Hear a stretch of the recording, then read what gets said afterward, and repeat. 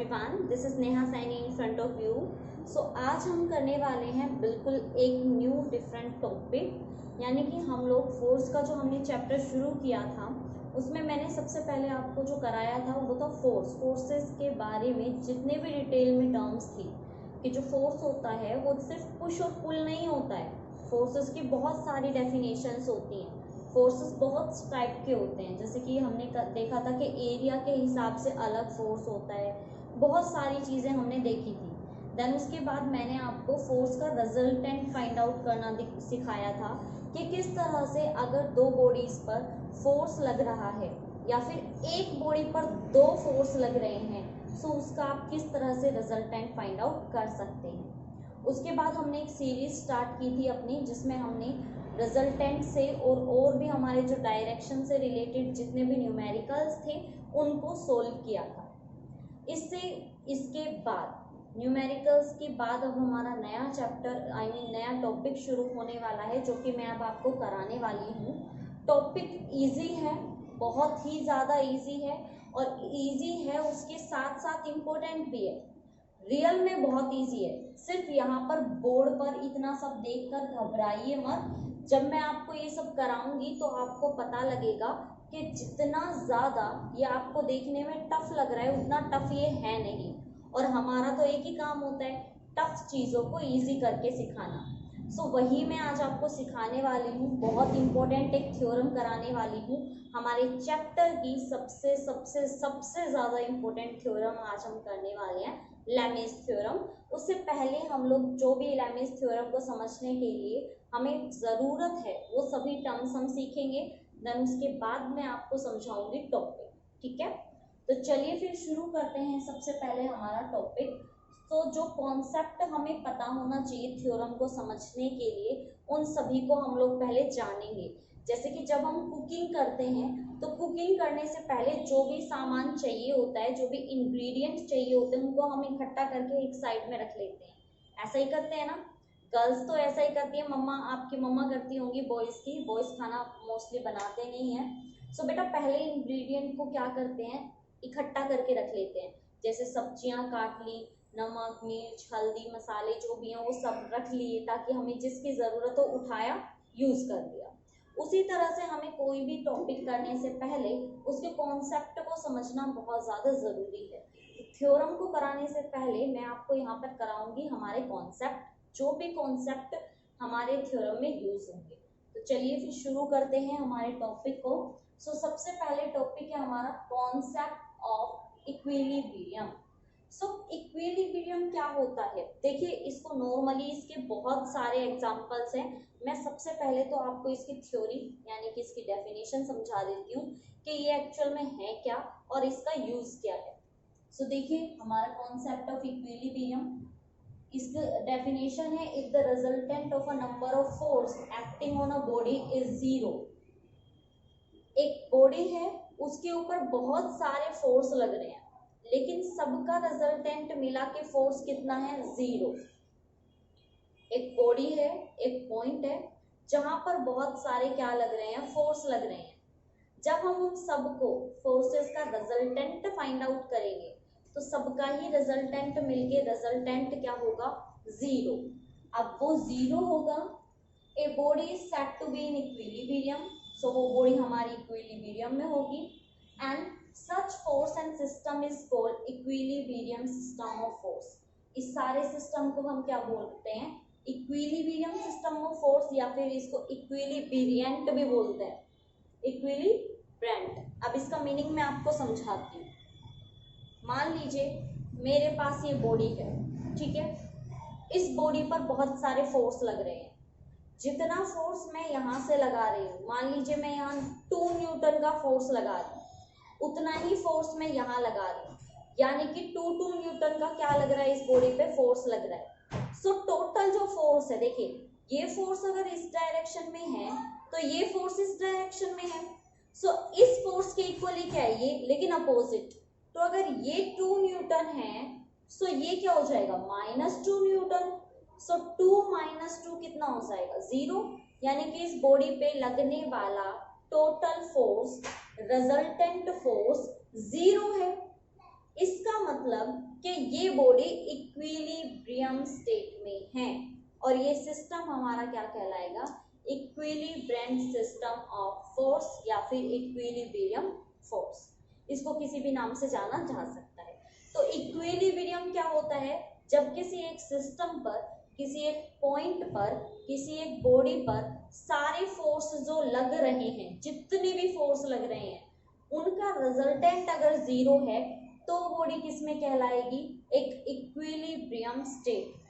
ठीक है, इक्विलिब्रियम का सिस्टम समझ में आया आपको, इक्विलिब्रियम का अच्छे से मतलब समझ में आया, कैसे हमें इसको डिफाइन करना है।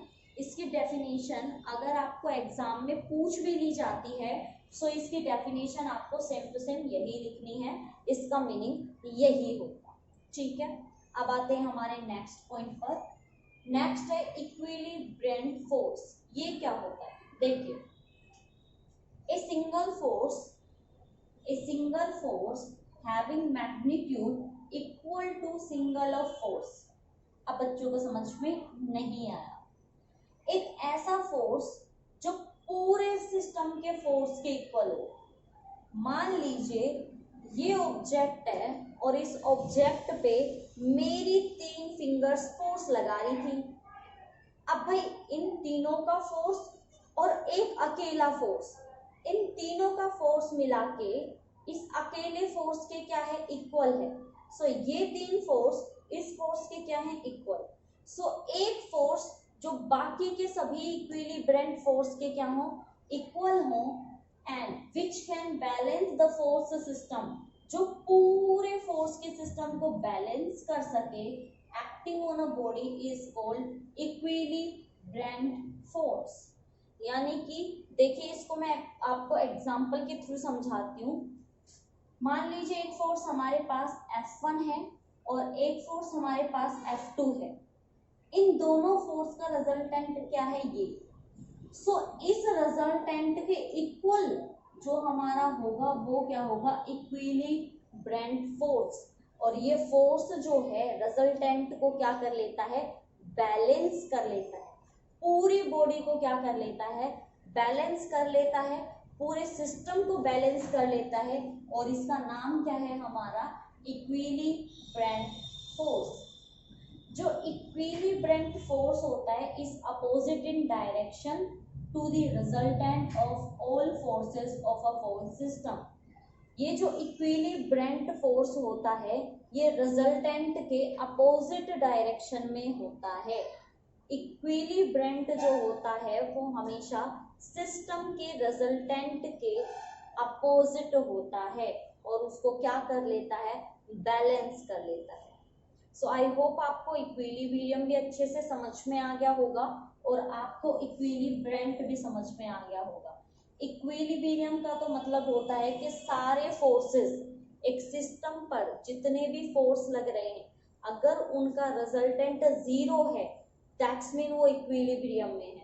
यानी कि बॉडी जो है ना इधर जा सकती है ना इधर जा सकती है। फॉर एग्जाम्पल मेरे को इधर से कोई खींच रहा है और इधर से भी कोई खींच रहा है, लेकिन दोनों ही खींचने वाले सेम फोर्स अप्लाई कर रहे हैं। इधर वाला भी सेम अप्लाई कर रहा है, इधर वाला भी सेम अप्लाई कर रहा है। दैट्स मीन ना तो मैं इधर जा पाऊंगी ना इधर, क्योंकि इधर भी सेम फोर्स से खींच रहे हैं, इधर भी सेम फोर्स से खींच रहे हैं, तो मैं हिल नहीं पाऊंगी और मैं यहीं पे ही रहूंगी। तो दोनों का रिजल्टेंट फोर्स कितना हो गया, जीरो। इसका मतलब मैं किस स्टेट में हूँ, इक्विलिब्रियम स्टेट। ये चीज समझ में आई, इक्विलिब्रियम समझ में आया। सेकंड है इक्विलिब्रेंट फोर्स। वो क्या होता है, जब किसी एक बॉडी पर बहुत सारे फोर्स लग रहे हो और उन सब का रिजल्टेंट के अपोजिट एक फोर्स लग रहा हो। यहाँ पे मान लीजिए कि कोई एक बॉडी थी, यहाँ एक बॉडी थी, उस पे फोर्स लग रहा था F1 और F2, ठीक है। उसका हमने रिजल्टेंट निकाल लिया कि टोटल फोर्स लग रहा है R। सो इस R के अपोजिट डायरेक्शन में जो फोर्स लग रहा है ये हमारा क्या होता है, इक्विलिब्रेंट फोर्स। इक्विलिब्रेंट फोर्स। और ये जो फोर्स होता है हमारा ये हमेशा अपोजिट डायरेक्शन में होता है, रिजल्टेंट के क्या होता है, अपोजिट डायरेक्शन में।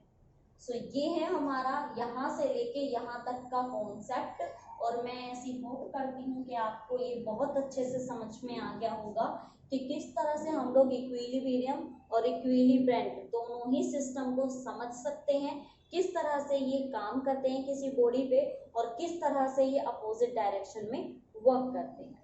सो आप लोग अच्छे से एक बार 30 सेकेंड का टाइम लीजिए और जल्दी से एक बार इसको रिपीट कीजिए और समझिए कि आपको अच्छे से ये इक्विलिब्रियम का पूरा कॉन्सेप्ट समझ में आया कि हमें एग्जैक्टली यहाँ पर करना क्या है। देखिए इस पर ज़्यादा ध्यान देना है, क्योंकि अगर आपको ये सिस्टम समझ में नहीं आए, ये कॉन्सेप्ट समझ में नहीं आया, तो जो मैं अब आपको टॉपिक्स कराने वाली हूँ जो कि इसी कॉन्सेप्ट पे बेस्ड है, उनको समझना अपने लिए थोड़ा सा मुश्किल हो सकता है। इसलिए कोशिश कीजिएगा कि आप इन कॉन्सेप्ट को अच्छे से समझ पाएं, ताकि इससे आने वाले जितने भी क्वेश्चंस हैं वो आप इजीली कर पाओ। ठीक है बेटा। सो ये तो हो गया है हमारे पास इक्विलिब्रियम का पूरा सिस्टम। अब चलिए थोड़ा सा एग्जांपल के थ्रू थ्योरम कंप्लीट करते हैं। So let R be the resultant of two force F1 and F2 on a body.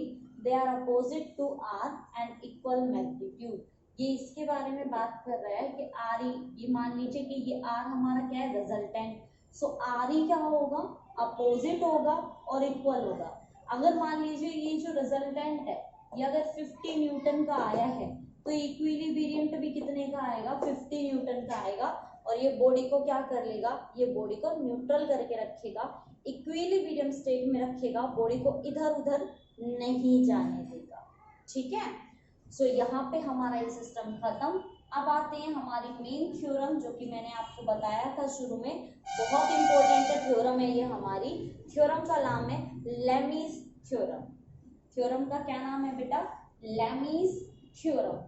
अब ये थ्योरम क्या कहती है, इस थ्योरम में क्या क्या हमें बताना है, एक एक पॉइंट आप साथ साथ समझते चलिएगा।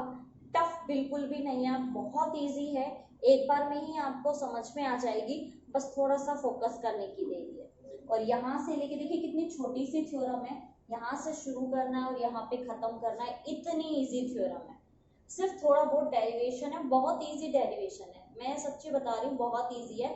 एक बार कराऊंगी, एक बार में ही समझ में आ जाएगा, लेकिन वो एक बार भी आपको अच्छे से फोकस ध्यान से करना है, तभी समझ में आएगा। तो चलिए फिर शुरू करते हैं हमारी थ्योरम को। थ्योरम का नाम है लेमीज थ्योरम। सबसे पहले आप ये बताएंगे कि लेमीज थ्योरम बताती क्या है। सो इट स्टेट्स दैट, ये थ्योरम बताती है, if A particle under the simultaneous action, अगर कोई पार्टिकल है और वो किस एक्शन में है, साइमल्टेनियस एक्शन में है, ऑफ थ्री फोर्सेस। मान लीजिए कि हमारे यहाँ पर एक कोई पार्टिकल था, अब उस पार्टिकल के ऊपर 3 फोर्सेस लग रहे हैं, इज इन इक्विलिब्रियम। इक्विलिब्रियम का मतलब तीनों का फोर्स मिलाकर 0 आएगा। इक्विलिब्रियम का मतलब क्या होना चाहिए, इक्विलिब्रियम का मतलब होता है किसी पॉइंट पर, किसी बॉडी पर या किसी सिस्टम पर टोटल जो फोर्स लगेगा वो 0 होगा। सो मान लीजिए कि ये हमारे पास कोई एक पार्टिकल है, उस पे फोर्स लग रहा है P, Q और R, और तीनों का ही फोर्स क्या है, 0 है, तो वो इक्विलिब्रियम में है। ठीक है। Then each force has a constant ratio with sine angle. सभी एक दूसरे के साथ किस में रहेंगे, साइन एंगल के रेशियो में रहेंगे बिटवीन अदर 2 फोर्सेस। एक बाकी 2 के साथ साइन के एंगल में क्या रहेंगे, लगे रहेंगे। Let 3 forces P, Q, R are acting on a particle is in equilibrium।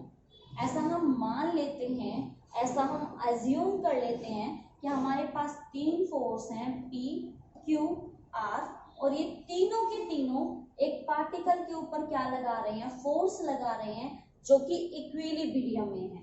बोला है ना यहाँ पे कि acting A particle is in equilibrium. यहाँ तक सबको समझ में आया, कंफ्यूजन कोई? तो ये तीनों ही किस में है, इक्विलिब्रियम में रहेंगे और एक दूसरे के साथ साइन एंगल में रहेंगे। ठीक है। सो उसके बाद हमें क्या बताना है, These forces are represented by the 3 sides of a triangle। जैसे एक साइड होती है ना ट्राइंगल की, उसी तरह से ये फोर्स की भी क्या करेंगे, हम इनको डिफाइन करेंगे, taken in same order then. ये तीनों के तीनों किस में रहने वाले हैं, सेम ऑर्डर में रहने वाले हैं। सो यहाँ पर इस चीज़ को ध्यान दीजिए कि लेमिस थ्योरम आखिर में बताती क्या है। मैं इसको आपको इजी सी लैंग्वेज में बताती हूँ। जैसे कि मैंने आपको सबसे पहले ऊपर बताया इक्विलिब्रियम। सो इस कॉन्सेप्ट को कराने से पहले, इस थ्योरम को कराने से पहले मैंने आपको इक्विलिब्रियम इसीलिए पहले कराया ताकि आप एग्जैक्टली समझ पाओ कि लेमिस थ्योरम में इक्विलिब्रियम का काम क्या है। सो देखिए लेमिस थ्योरम क्या होती है। लेमिस थ्योरम हमारी फिक्स है। इस थ्योरम में एक पार्टिकल होगा और इस पार्टिकल पे 3 फोर्स लगेंगे, ठीक है। तीनों ही फोर्सेस इक्विलिब्रियम में है। इक्विलिब्रियम में है मतलब तीनों का ही रिजल्टेंट कितना आएगा, 0। सो 3 फोर्स, तीनों के रिजल्टेंट 0, इसका मतलब इक्विलिब्रियम में है। दूसरी बात कि इसका एक साइड बाकी के साइड्स के साथ क्या होगा, साइन एंगल में, रेशो में डिफाइन होगा, ठीक है। नेक्स्ट बात कि जो हमारे पास इक्विलिब्रियम स्टेट होगी हमारी इस डायग्राम की, उसको हम ट्रायंगुलर साइड से दिखा सकते हैं। क्योंकि देखिए अगर आप किसी भी दो लाइन को मिलाएंगे, मान लीजिए मैं इनको मिलाऊं, तो ये कैसे बनेगा, एक ट्रायंगल के जैसा बनेगा, इस तरह से।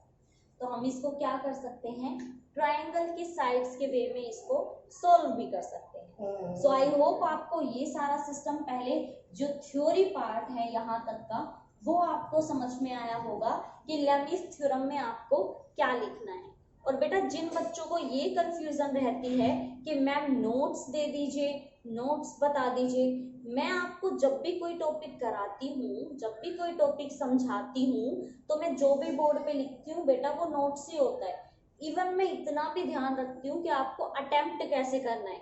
अगर क्वेश्चन आ जाए लेमिस थ्योरम तो उसको कैसे लिखना है वो भी मैं आपको सिखाती हूँ। बिल्कुल ऐसे ही आपको क्या करना है, इसको डिफाइन करना है, बिल्कुल ऐसे। यही नोट्स होते हैं, इसीलिए बार बार बोलती हूँ कि अच्छे से इस टॉपिक को लिख लीजिए अपनी नोटबुक में, एक एक लाइन को, एक एक टॉपिक को, एक एक कॉन्सेप्ट को समझते जाइए और अपनी नोटबुक में लिखते जाइए। यही आपके नोट्स हैं, अलग से कोई नोट्स नहीं होते हैं। यही मैं एक एक लाइन आपको, एक एक वर्ड्स आपको लिखवा देती हूँ, ठीक है।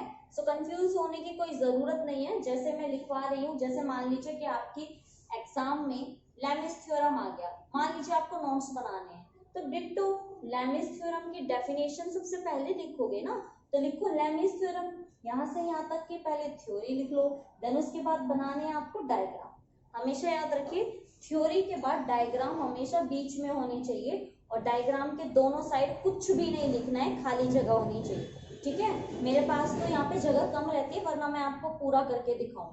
सो आपको क्या करना है, ये डायग्राम आपको बीच में बनाने हैं, थ्योरी आपकी सबसे ऊपर होगी, और ये आपका क्वेश्चन हर टॉपिक पे सेम पैटर्न रहेगा, थ्योरी, डायग्राम, और फिर उसके बाद जो मैं आपको ये कराऊंगी, मतलब जो डेरिवेशन होता है हमारा, देन उसके बाद आपको वो करना होता है, ठीक है। सो कंफ्यूज होने की यहाँ पर कोई ऐसी बात है नहीं, सब कुछ बहुत इजी सा है। एक दो बार भी अगर आप करोगे तो आपको समझ में आ जाएगा, ठीक है। सो हम लोग लेमिस थ्योरम की जो थ्योरी है वो तो हम कर चुके हैं। थ्योरी करने के बाद आप बीच में क्या बनाएंगे, डायग्राम को बनाएंगे। डायग्राम बनाने के बाद आना है हमें हमारे डेरिवेशन पे। तो देखिए बहुत इजी सी डेरिवेशन है। सबसे पहले लिखना है आपको P। तो P कौन सा फोर्स है हमारा, ये वाला। तो P हमारा क्या है, Q2, क्योंकि ये Q2 इसके अपोजिट है ना, देखिए कंफ्यूज नहीं होना है, P Q2 के अपोजिट है। तो साइन का हमने कहा था ना, साइन एंगल को लेके चलना है, तो ये अपोजिट में आ जाएगा, और इसको आप लिखोगे P साइन Q2, ठीक है। Q2 नहीं है, थीटा है, θ2, ठीक है, ये वाला θ2। सेकंड इक्वल का साइन लगा के Q बाय साइन θ3। तो भाई Q किसके अपोजिट है, Q3 के। सो आप क्या लिखोगे, Q बाय साइन θ3। नेक्स्ट कौन सा बचा आपके पास, R, और R किसके अपोजिट में है, θ1। सो आप क्या लिखोगे, R बाय थीटा साइन θ1। यहाँ तक का सिस्टम समझ में आया, यू श्योर आपके समझ में आया है यहाँ तक का सिस्टम, पक्का। अब देखिए P तो हमारा P ही रहेगा, इस साइन θ2 को हम लिख सकते हैं OA। मैंने यहाँ एक ट्राइंगल बनाया हुआ है, इस ट्राइंगल के थ्रू हम क्या कर सकते हैं, इसको समझ सकते हैं। सो देखो P जो है अपोजिट डायरेक्शन होगी इसके, सो OA, इसके नीचे हम क्या लिखेंगे OA। ऐसे ही Q के नीचे क्या आ जाएगा हमारा AB, यानी कि ये वाली लाइन, और R के नीचे क्या आ जाएगा हमारा BO, यानी कि हमारा रिजल्ट है। So first step and second step, ठीक है। फिर उसके बाद यूजिंग साइन फॉर्मूला, अगर हम साइन फॉर्मूला लगाते हैं तो भाई ये जो OA, AB और BO हमने निकाला था ना, इसको क्या करिए, इनको तो लिखिए ऊपर के साइड, और नीचे क्या आ जाएगा साइन बीटा, क्योंकि यहाँ क्या था देखो अल्फा बीटा गामा होता है। सो अल्फा तो कौन होगा θ1, बीटा कौन होगा θ2, और अल्फा बीटा गामा कौन होगा θ3। तो कंफ्यूज नहीं होना है, बेशक आप इसको साइड में लिख लीजिए, मैं लिख के दे देती हूँ आपको। अल्फा कौन होगा θ1, बीटा कौन होगा θ2, और गामा कौन होगा θ3, ठीक है। तो कंफ्यूज नहीं होना है कि किसको क्या लिखना है। जहां पे θ2 है वहां पे आ जाएगा बीटा, θ3 की जगह आ जाएगा गामा, और θ1 की जगह आ जाएगा अल्फा। तो ये हो गई हमारी यहाँ पर इक्वेशन 2, और यहाँ पे हो गई हमारी equation 1। So using equation 1 and 2, सो हमारे पास बनेगा P by sine beta, P by sine beta, Q by sine gamma, Q by sine gamma, R by sine alpha, R by sine alpha. ये हमारे पास क्या आ जाती है, हमारा फॉर्मूला आ जाता है। अब देखिए हमारे पास पहले क्या था साइन θ2। अब आप देखते हो कि हमने जो थीटा लिया है वो अपोजिट लिया है। अगर P ले रहे हैं तो θ2 ले रहे हैं, तो 180 का डिफरेंस है ना, तो हम इसको बीटा को क्या लिख सकते हैं, साइन 180 माइनस θ2। फिर उसके बाद हम साइन गामा को क्या लिख सकते हैं, साइन 180 माइनस θ3। फिर हम इसको कैसे लिख सकते हैं, R साइन 180 माइनस θ1, ठीक है बच्चों। उसके बाद इसको सिंपली, क्योंकि हमें पता होना चाहिए यहाँ पर साइन 180 माइनस थीटा होता है हमारा बेटा साइन थीटा, तो simply 180 minus theta θ2, sine 180 minus θ3 sine θ3, sine 180 minus θ1 sine θ1, और ये फाइनली हमारी क्या आ जाती है, लेमीज थ्योरम की फाइनल रिजल्ट। सो ये हमारे पास आता है। सो ये हमें समझ में आ जाना चाहिए, ये कंप्लीट हमारी क्या होती है, डेरिवेशन होती है। मुश्किल, जैसा कि मैंने आपको कहा था कि मुश्किल बिल्कुल भी नहीं है, बहुत आसान है, एक दो बार भी करके देखोगे तो समझ में आ जाएगा। सो ये हमारी लेमीज थ्योरम है, इसकी कंप्लीट थ्योरी है। देन उसके बाद हमारा यहाँ पर पूरा टॉपिक डेरिवेशन के साथ, इसको आप अच्छे से समझ लीजिए, क्योंकि इसी फॉर्मूला बेस्ड पे आपके कुछ न्यूमेरिकल्स आते हैं। समझना बहुत आसान है, इसको कंफ्यूजन बिल्कुल भी आपको होनी नहीं चाहिए। तो कोशिश कीजिएगा कि आप इसको और अच्छे से समझ पाए, ठीक है। सो हम करेंगे अब हमारा नेक्स्ट टॉपिक, तब तक ध्यान रखिएगा कि कहीं पे भी आपसे कोई गड़बड़ ना हो जाए, ठीक है। सो इसके अच्छे से नोट्स बना लीजिए, अच्छे से इसका पूरा टॉपिक जो है वो प्रिपेयर कर लीजिए। देन उसके बाद हम करेंगे हमारा नेक्स्ट टॉपिक। सो लेमीज थ्योरम को हमने बहुत अच्छे से डिटेल में समझ लिया है, पढ़ लिया है कि किस तरह से हमें लेमीज थ्योरम को करना है। लेमीज का मतलब क्या होता है, जब थ्री फोर्सेस आपस में क्या होते हैं, इक्विलिब्रियम स्टेट में काम करते हैं। सो उस पर लेमीज थ्योरम क्या हो जाती है, फॉलो हो जाती है। उसका जो लास्ट फॉर्मूला है वो हमारे लिए काम का है, क्योंकि जितने भी न्यूमेरिकल्स हम करेंगे, कंसेप्चुअल क्वेश्चंस करेंगे, वो सभी क्वेश्चंस किस पर बेस्ड होंगे, हमारे लेमीज थ्योरम के उसी लास्ट रिजल्ट पे, ठीक है। ये काम हम बहुत अच्छे से कर चुके हैं, और ये काम आपको भी बहुत अच्छे से करना है। जो भी डिटेल्स में मैंने आपको बताया है, आपको डिट्टो अपनी नोटबुक में वो राइट करना है। नोट्स वही हैं आपके, अलग से कोई नोट्स बनाने की या फिर अलग से कहीं से नोट्स फाइंड करने की ऐसी कोई ज़रूरत आपको है नहीं बेटा। मैं पहले से ही कोशिश करती हूँ कि बच्चों को नोट्स की ऐसी कोई इधर उधर जाने की ज़रूरत ना पड़े, इसीलिए तो मैं आपको बोर्ड पे सब कुछ लिख के देती हूँ। अदरवाइज मैं भी सिंपली बता दूँ ये ऐसे होता है, ये ऐसे होता है, ये ऐसे होता है, पूरी डेफिनेशन लिखने की ज़रूरत क्या है मुझे। तो मैं आपके नोट्स ही प्रिपेयर करा रही हूँ साथ साथ, ताकि उन नोट्स को आप पढ़ो एक एक लाइन को, तो आपको समझ में भी आए कि किस लाइन का क्या मीनिंग है, और डिट्टो आप अपनी नोटबुक में लिख भी पाओ। ठीक है, सो ऐसी कोई कंफ्यूज होने वाली जरूरत नहीं है कि पीडीएफ चाहिए मैम, नोट्स चाहिए, बेटा यही नोट्स हैं। ओके, सो चलिए फिर यहाँ पे अब हमारा नेक्स्ट टॉपिक शुरू करते हैं। नेक्स्ट टॉपिक को शुरू करने से पहले आपको मैं बता दूं कि अब सबसे पहले तो हमारे पास जो लेमिस थ्योरम हमने की है, इस पे एक छोटा सा नोट आपको लिखना है। नोट है, Lami's theorem is applied only to a system, वो सिर्फ एक ऐसे सिस्टम पे काम करेगा ऑफ 3 कोप्लेनर फोर्स। कोप्लेनर का मतलब होता है एक ही प्लेन पर लगने वाला, तो जितने भी फोर्स होने चाहिए एक ही प्लेन पे होने चाहिए। एक्स पर है तो एक्स पे होना चाहिए, वाई पर है तो वाई पे होना चाहिए। सो कह रहा है कि system of 3 coplanar force acting at A point and the net resultant of the force system is 0, और उस पूरे सिस्टम का जो नेट फोर्स है वो 0 होना चाहिए। दैट्स मीन वो इक्विलिब्रियम स्टेट में होना चाहिए। समझ में आ गया? लेमिस थ्योरम कब अप्लाई होगी, आपका कंसेप्चुअल क्वेश्चन है, लेमिस कब अप्लाई कर सकते हो। सो लेमिस तब अप्लाई कर सकते हैं जब 3 फोर्स हो, 3 से ज्यादा नहीं, 3 फोर्स हो, तीनों कोप्लेनर हो। कोप्लेनर मतलब सेम प्लेन में हो, और सभी का ही जो रिजल्टेंट फोर्स है 0 होना चाहिए। समझ गए? सो ये नोट आप अपनी नोटबुक में डाल लीजिएगा, क्योंकि ये क्वेश्चन आ सकता है, इसीलिए मैंने आपको यहाँ पे लिखवा दिया है। 1 या 2 नंबर में कंसेप्चुअल क्वेश्चन देके पूछ लिया जाएगा किस कंडीशन पर लेमिस थ्योरम अप्लाई होती है। ठीक है, सो अब हम करेंगे हमारा नेक्स्ट टॉपिक। नेक्स्ट टॉपिक कौन सा है हमारा? Condition of equilibrium of coplanar concurrent forces, ये हमारे टॉपिक का नाम है। थोड़ा सा अजीब सा है, आई नो दैट, थोड़ा सा अजीब है लेकिन इजी है। एक बार करोगे समझ में आ जाएगा, साथ साथ ही करोगे मेरे साथ तो पूरा टॉपिक आपको अच्छे से समझ में आ जाएगा। सबसे पहले तो मैं आपको इस टॉपिक का मीनिंग समझाती हूँ। टॉपिक में क्या है? कंडीशन ऑफ इक्विलिब्रियम, यानी कि कंडीशन क्या होने वाली है इक्विलिब्रियम की of coplanar concurrent forces. Concurrent मतलब एक जैसे, सभी फोर्सेस कोप्लेनर एक ही प्लेन में है।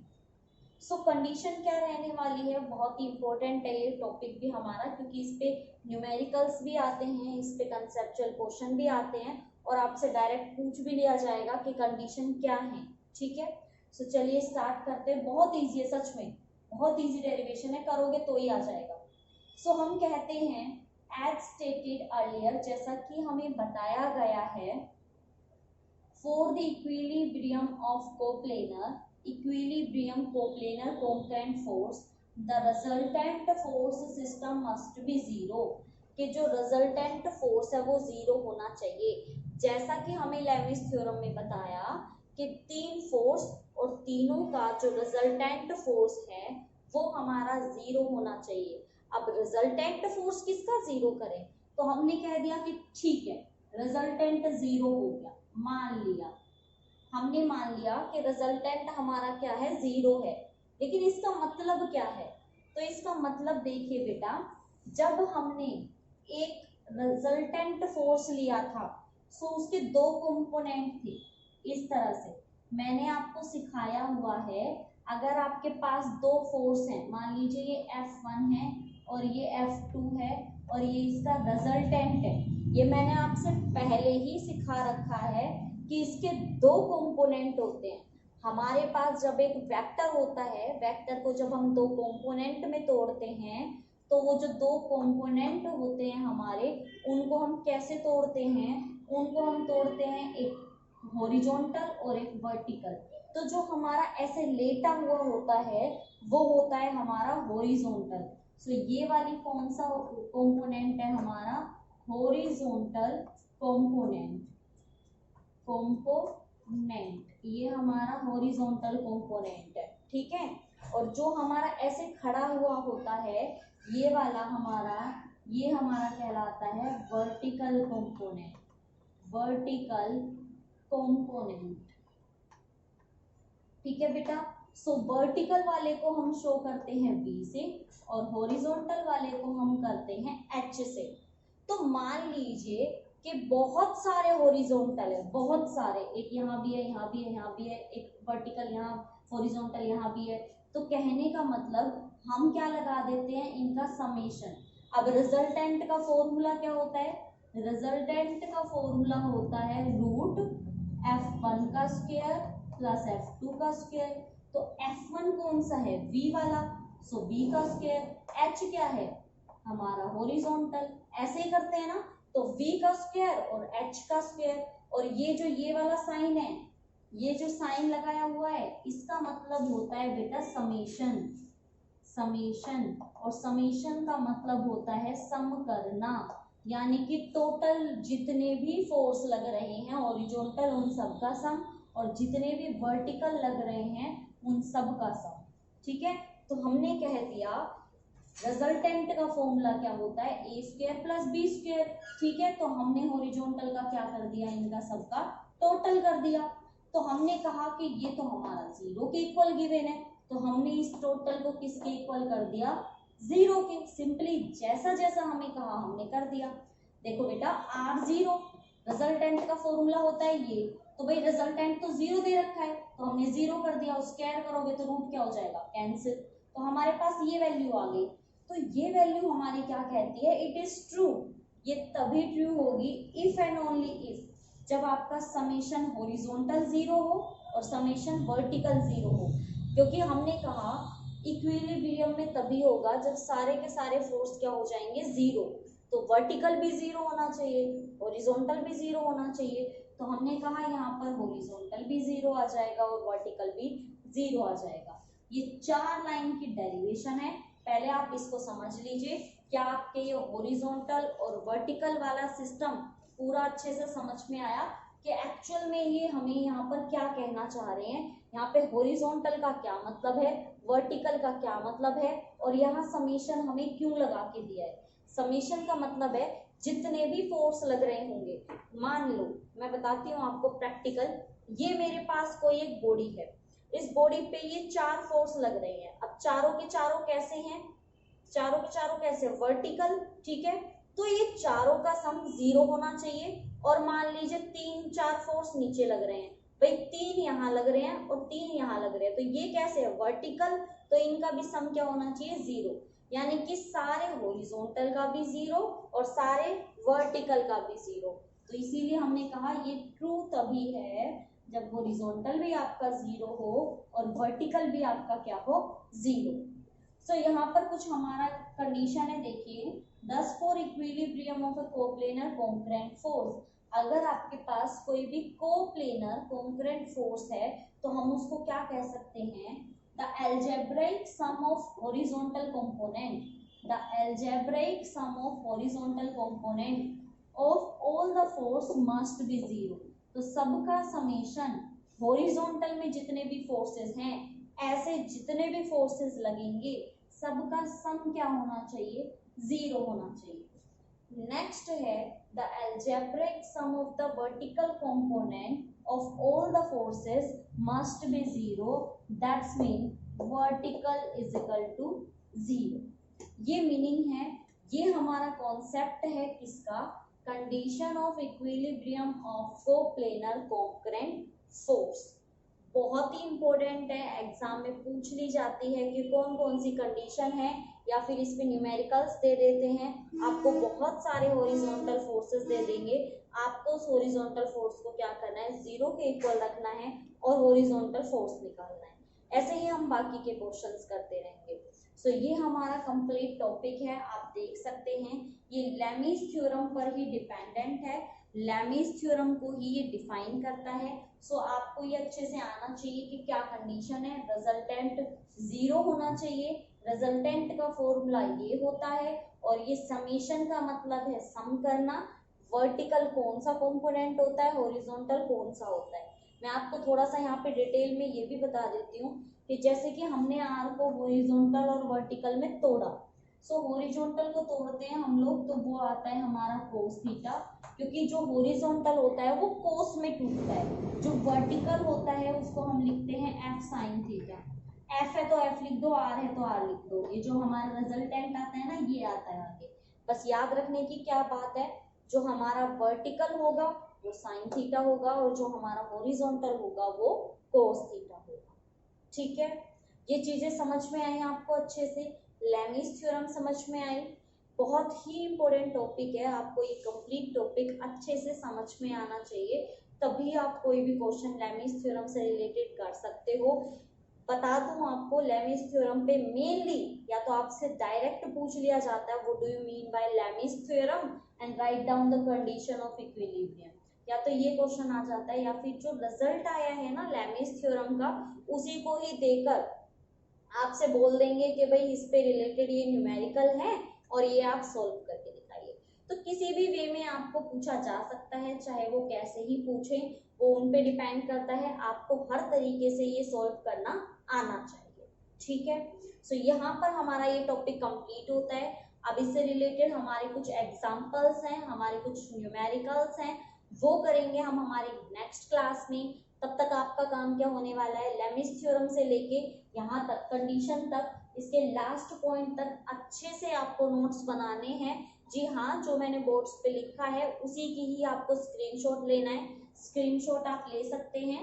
देन उसके बाद इसी को ही आपको एक बार प्रैक्टिस करनी है, एक बार अच्छे से ऊपर से लेके नीचे तक इसकी ये जो डेरिवेशन है अपनी नोटबुक में एक बार रफ नोटबुक में करके देख लीजिए, ताकि आपको कहीं पर भी कोई भी प्रॉब्लम ना आए।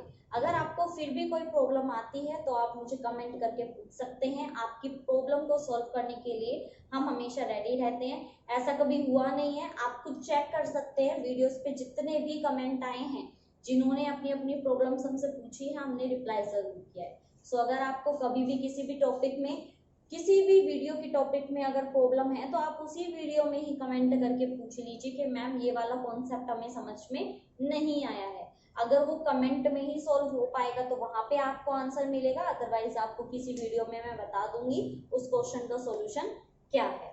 ठीक है, सो कंफ्यूज का तो कोई हमने यहाँ पर छोड़ा ही नहीं है, कोई कंफ्यूजन वाली प्रॉब्लम कोई ऐसी, तो आपको इन बातों का खास ख्याल रखना है। ठीक है, कहीं पे भी कोई कंफ्यूजन हो तो आप मुझसे पूछ सकते हैं। सो यहाँ पे आज हमारा काम खत्म हो जाता है। आई होप आपको बहुत अच्छे से ये टॉपिक समझ में आया हो, नोट्स भी आप बना ले, प्रैक्टिस भी आप कर ले। ये बाकी का सारा काम आपके ऊपर है, वो तो मैं नहीं कर सकती। अगर आपने स्क्रीनशॉट ले लिया हो तो मैं इसको इरेज कर देती हूँ, और आपका जो मैंने काम दिया है होमवर्क यही है कि आपको नोट्स बनाने हैं। ठीक है, जैसे हम कॉलेज में करते हैं ना, कॉलेज और स्कूल्स में टीचर बोलते थे आज जो काम कराया है वो नोटबुक कंप्लीट होनी चाहिए, सेम ऐसा ही काम है, क्लासरूम ही है ये भी। जब मैं काम क्लासरूम की तरह करा रही हूँ तो आपको भी तो क्लासरूम की तरह करना चाहिए ना। तो आप अपना काम पूरा कीजिए, फटाफट से नोट्स प्रिपेयर करिए, फिर नेक्स्ट वीडियो में, नेक्स्ट लेक्चर में हम सीखेंगे हमारे जो लेमीज थ्योरम है और इक्विलिब्रियम का जो हमने पूरा पढ़ा है ना, कि हमारे किस तरह से कंडीशंस हैं, उन कंडीशन और लेमीज से रिलेटेड जितने भी न्यूमेरिकल्स होंगे, एग्जांपल्स होंगे, वो मैं आपको कराऊंगी, सिखाऊंगी, पक्का बहुत अच्छे से सिखा दूंगी।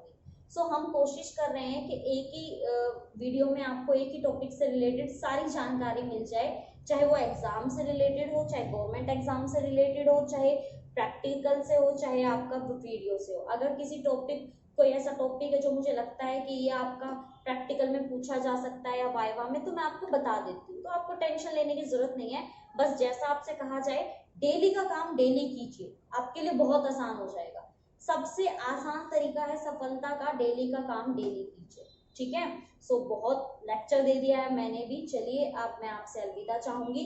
फटाफट से अपने नोट्स प्रिपेयर कर लीजिए, अच्छे से पढ़िए, अच्छे से लिखिए। मैं मिलूंगी आपसे नेक्स्ट वीडियो में। एक छोटी सी रिक्वेस्ट मैं आपसे करना चाहूंगी कि अगर आप चैनल पे न्यू हैं या अभी तक चैनल को सब्सक्राइब नहीं किया है तो प्लीज चैनल को सब्सक्राइब कर लीजिए, वीडियोस लाइक कर लीजिए और कमेंट करके बताइए कि आपको वीडियोस कैसी लग रही है। चलिए तो फिर अब अलविदा दीजिए मुझे। Okay, bye bye, take care.